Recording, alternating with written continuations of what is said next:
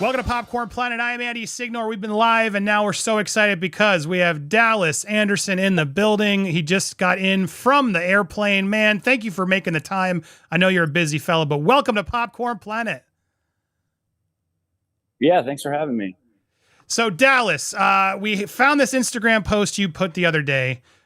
We put it on here. Now 2 million people have watched our video breaking your Instagram post down. It's gone viral all over the place. And a lot of people are connecting to what you said, that you have some theories and thoughts about how this whole thing went down. I want to talk about it. I want to show you some of the stuff from the day. I want to get your actual insight. But before we do that, can you sort of fill people in on your background as a sniper? You've been experienced for a long time out in Canada. Can you give a little bit background? Yeah, I was a Reg Force sniper first for a couple of years, and I joined our special operations, which was JTF2. Once I was in that unit, I was a sniper for just about 13 and a half years, I guess. So I was part of the team that broke the world record for the longest confirmed sniper kill at 2.2 miles. And then I was actually part of a surveillance team after that. So that it was one of the talking points I didn't mention, but is relevant to this. I worked in close protection.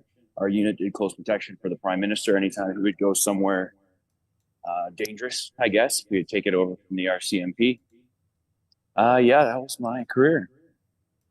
So you have been experiencing this for a long time, and when you watched all this go down, you watched this footage, you just felt something was off.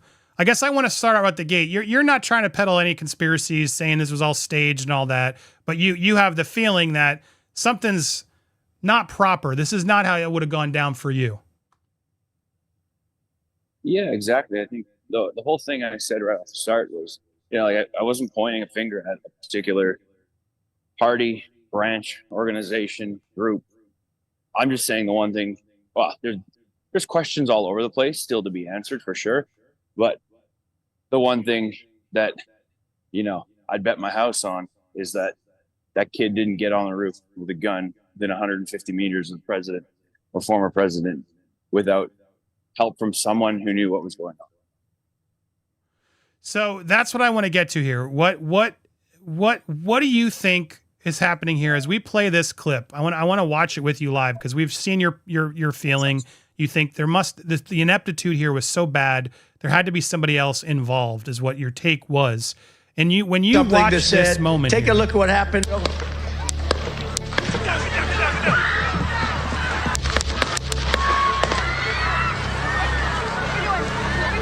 I guess right out the gate, Secret Service, were they close enough? Do you feel like did they get him fast enough? What's your reaction sort of to that initial reaction, then taking him to the ground?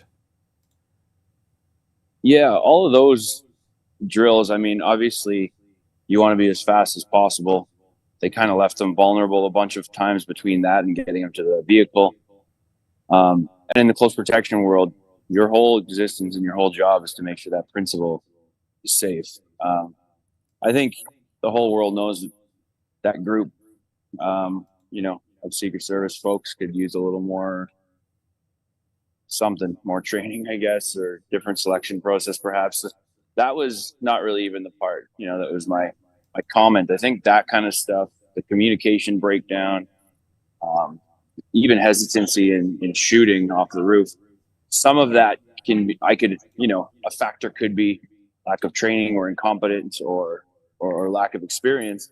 I think the one thing, though, that stands out for me is the fact that the guy got there in the first place with a gun, unchallenged, in daylight, in a building that was apparently secured by police. Like, just none of it makes any sense for him to just do that all by himself. Well, and then what's scary to me is that you just implied it too, but they let him come out. Like it was nice to see him defiantly okay and, telling the crowd he's fine, but like, this is not okay when you didn't have the first person secured. You don't know if there's other active shooters out there. Would you agree that's not a good play? They should have just yanked him out, shoes it off, correct? Oh, absolutely. Like, you need to get him out of there ASAP. Now, thankfully for Trump, he got the most epic picture in history, but it's still, if there's another shooter, he's a target for 10 more seconds or whatever it was. So that now there's so many angles of this that are coming in. It's like the new Zapruder film. But I was curious your take as we were watching it before you got here. We actually have footage, right, of the snipers on Trump's side sort of seeing it. Have you seen this clip, and do you have any thoughts as you watched it? Like, there's sort of this strange sort of, do they have you in the sights? What are they waiting for? And then listening. If you want to really see something that's said, take a look at what happened.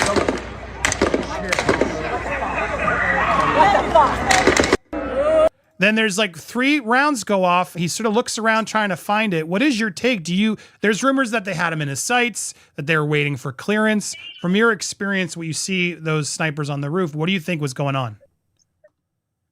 Yeah, again, that's something I would feel comfortable chalking up to, inexperience or incompetence. I don't know those guys, so I don't know if they're great shooters or not. But in that situation and with that job, especially how important it was that they were seemingly the only ones around with a gun. Like, you have to have your sights locked on. As soon as there's confirmation that there's a weapon, you need to be squeezing the trigger, which means your elevation call needs to be done. Your wind call needs to be done, but also constantly assessed. And the only thing you're thinking is, fingers on the trigger and you're ready to go. So as soon as you identify a gun or a real threat, because I can understand if they just saw someone on the roof, like, you're not just going to shoot at random people everywhere. But once you identify there's a weapon, I don't know their ROEs, but I'm 100% certain their ROEs are not wait for someone to shoot first at the president and then you're allowed to shoot. Well, it's interesting because the Secret Service the director came forward and says they had the ability to make that decision on their own. If they see that it's a threat and they did that in the instance, I applaud the fact that they made that decision and didn't have to check with anybody and thankfully neutralized the threat. Now, what are your thoughts on the Secret Service director? Like, she seems like she didn't have a good plan in place, and now she's sort of putting the buck on, well, he had the chance, he didn't see it. He also says that the local authorities were manning that building, which I want to get to next because I know that's your biggest grievance here. What do you think of those replies that there were local authorities were supposed to be on top of this building where the shooter was, and yeah, our sniper took the shot when he had the ability. Do you think those are justified reactions? I don't think they're justified. I think that it's absolutely absurd. Supposed to be doesn't keep anyone alive. So that part, it's so insane. And if it is just, incompetence, which seems to be a popular word around this, and an excuse that people are trying to hang it on, it's a level that is so epic, it's insane. But even if, let's say the cops are like, yeah, we got to secure this building, or we're only going to sit inside it, not look outside, and not have anyone on the roof. Let's say that is the case. It still had a person walking through daylight with a rifle up to a building that was 150 yards away, knew which building to go to. Somehow, the latter thing, I've heard a bunch of different stories. Like, just none of that adds up, regardless of if the police were just all sitting inside drinking coffee or not. Yeah, because there's this CGI sort of rendering is kind of fascinating to watch. You see how close they actually were. Like, and here he is, total vantage point as he crawls up that little that point to have full range. Yeah. Like, I guess, for those that missed your first rant, like, how stupid is this that somebody wasn't on top of that building? Oh, that's number one. It's the most absurd thing. It's the only real vantage point. It makes absolutely no sense. It even has a covered approach with that slope. So you can literally get right to the last point before the crowd and Trump and everyone sees you. It's the ultimate place to have a shooter. It's so close that even an amateur shooter could be confident to make 100 meter, 150 yard or whatever it was shot. And like I pointed out, a child who plays Call of Duty would know that. And there was a bunch of tactical professionals on the ground. Levels of competence varying, still doesn't matter. That's the first and most obvious spot. Yeah, I mean, literally, kids know how to make those types of things in Fortnite, and it's true. It's exactly. It just blows my mind. So, there's talk that there was a ladder bought by this guy and then placed. Like, this is where your theory comes in. Well, who must have batted a blind eye or not done something? Now that you're seeing more pieces come in, we're learning more about this shooter. Do you still feel that way, that there must have been somebody involved to sort of help facilitate him getting away with it? Absolutely. Yeah. The more that comes in there, it's just bringing more questions about a whole bunch of other things. And maybe it'll point to, you know, how deep it was. I don't know. I'm just saying that I continue to be sold on the fact that it is impossible or damn near impossible that that guy got there on his own, um, just sneaking around a roof that's overlooking the president's speech. Who, I mean, you've experience with the government. I know we're theorizing and got to be careful where we're going, but like, what does that mean to you? Like, where does your head go of like, who should we be checking or keeping an eye on, in your opinion, of someone who is involved in this? Someone against Trump, someone for Trump who's trying to help him win? Like, where do your sort of thought processes go? Yeah, man, it could be all over the place. Who knows? The rabbit holes are deep. I do think that, um, regardless if it ever comes out or not, I think that Trump needs to make sure he's protected for the next, whatever it is, 6 months, and clean house in all of the organizations and agencies that he has, because it's like the last however many years have just been chock full of lies and sketchy business. And while he's at it, he can come do it in Canada too. I didn't even think of that. It's true. He needs a full white clean slate, because it's exactly, there's someone in the mix that clearly let this happen, whether it was, on purpose or not. They're not up to snuff, right? And he needs a whole new plan. And if there is a fly in the ointment, where do you even begin, right? I guess, what's your advice to him? Oh man, you have to start from the top down, and you got to put people beside you who you really trust. And like, I don't know all the departments, and obviously I don't know every dark corner of every agency in the US, but I've worked in the government a long time, and I think it's both. I mean, I'm speaking in terms of Canada as well. Both countries just have such broken systems right now, um, and a lot of the people that live here are starting to see, like, it's the government and the news. You just can't trust them. Over and over, time and time again, they prove it. And this is, in my opinion, another case of that. What is your stance of the weapon? Like, with this AR-15 style semi-automatic, is that something that would have made the shot easier or worse? And as we've learned, this kid's a kid, 20-year-old adult, but still, he's a young kid. There's reports he was at a range where he was practicing a lot. Should he have made that shot? I mean, it depends. It's still 5.56. Like, it's not a hard shot, but it's not impossible to miss either if he's nervous, or the wind changes, or Trump turns his head, for an example. Now, there's better guns he could have chosen for sure. I don't remember seeing anything about the optics that were on the gun either, but he could have been, I guess I'm trying to understand, could he have aimed for the ear and that would have been something that was more likely, or is that range? Because I'm just ignorant to all this. Like, at that range, it's like, it's impossible to get that shot unless you're a professional. I've heard a couple of theories. Like, you mean purposely he just hit the ear? Correct. Oh, hell no. No. So you can debunk that right here. That's not even that's not something even a pro could do. I know, like, almost all of the best shooters in the world, or have trained with some of them. They're not all military. There's professional, like, ballistic guys and stuff. And like, there's guys that could make that shot in a perfect circumstance, with a 5.56, maybe with a regular AR platform. It even gets way slimmer with the best shooters in the whole world. But to do it at a level of confidence where you're like, oh, if I just mess up a little bit, he's dead, and the plan is not to kill him, then absolutely not. That isn't. I mean, someone make a video about it if you think I'm wrong, but there's no fucking way you're making that shot.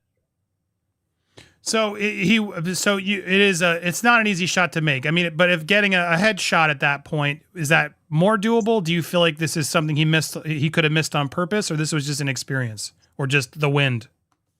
Yeah, I mean, it could be many factors. A headshot is far more doable. That's a pretty easy shot, especially if you're shooting 5 or 8 rounds.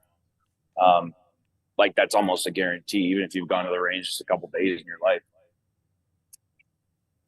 Got it. We have some questions for you in the chat. First of all, Bonbon says, Dallas, thank you for your service. They appreciate you. A lot of love in the chat. Matt's has a specific. Does he prefer single or two-stage triggers for long range, 800, 1760 yards? Also, has he ever used any hyperfire triggers? What trigger weight does he prefer? He's geeking out with you on your trigger rates. Do you have anything to add to him? I like. I've gone back and forth. I have mixed opinions. I think I settle on a single stage, very light trigger. And I've never known the hyper one. I don't even know. I've never fired one of those. So at the end of the day, you're still pretty hell bent on the fact that this had to have inside help. There's not a version of this where this kid got lucky. This Secret Service was clearly inexperienced. That doesn't play in your book.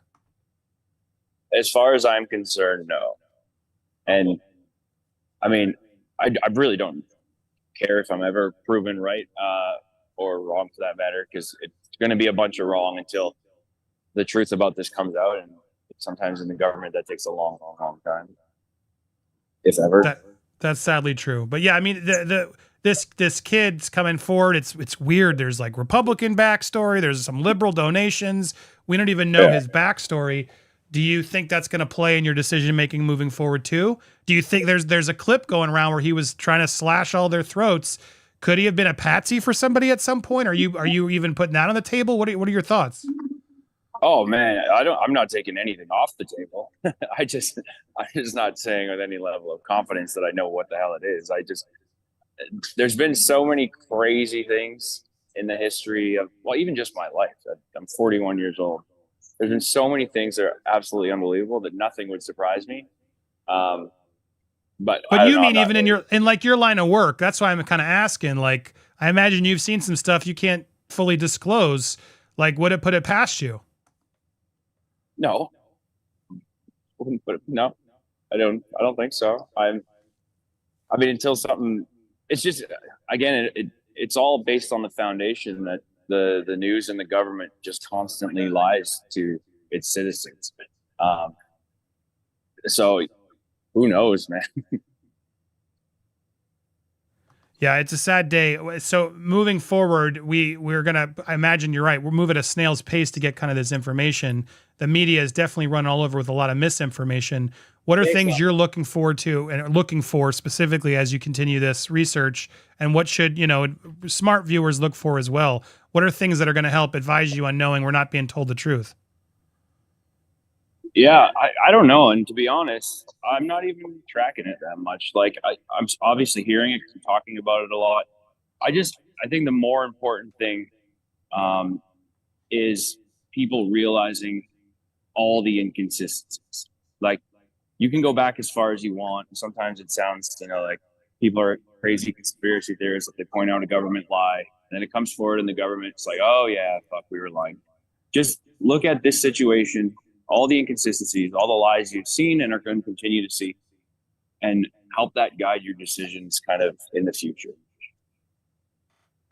Well said. Do you think the Secret Service director is ultimately at fault? She said the buck stops with her. Do you think she should be stepping down? I mean, yeah, I think that was obvious before this even happened. Some of the tactics and training, I think it sounds like it looks like they need a revamp of whatever their selection process is.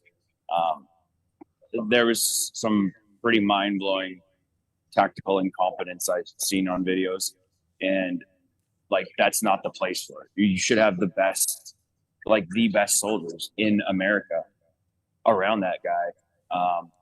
And around any of the presidential candidates and presidents that need that stuff, because ultimately, if you're not, like, what are they doing? I know you guys have some badass soldiers because I've worked with them all over the world, and none of them would look as goofy as that video that I saw.